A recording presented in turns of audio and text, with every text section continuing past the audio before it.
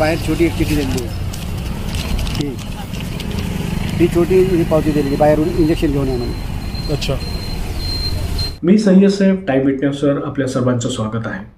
घाटी 1 एप्रिलपासून चिठ्ठीमुक्त होणार असा दावा घाटीचे नवीन अधिष्ठाता डॉक्टर शिवाजी सुक्रे यांनी केलेला आहे.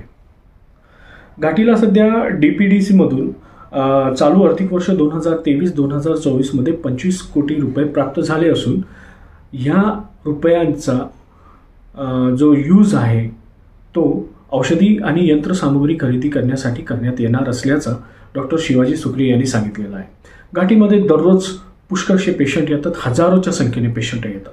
या पेशंटांना, या रुग्णांना बाहेरून औषधी आणाव्या लागत आहे सध्या, आणि पूर्वीसुद्धा बाहेरूनच आणाव्या लागत होत्या. औषधांचा तुटवडा असल्यामुळे या रुग्णांना बाहेरून औषधी आणाव्या लागत होत्या. मात्र आता 1 एप्रिलपासून त्या औषधी बाहेरून न आणता घाटीतच त्या औषधी अवेलेबल असल्याचं, उपलब्ध असल्याचं डॉक्टर शिवाजी सुक्रे यांनी सांगितलेलं आहे.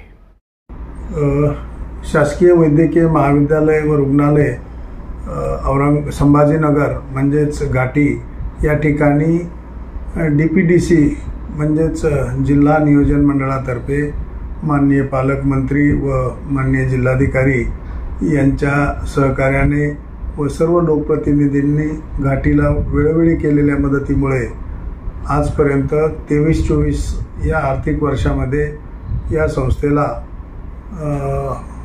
सुमारे 25 कोटीपेक्षा जास्त निधी यंत्रसामुग्री व औषधासाठी उपलब्ध करून देण्यात आलेला आहे.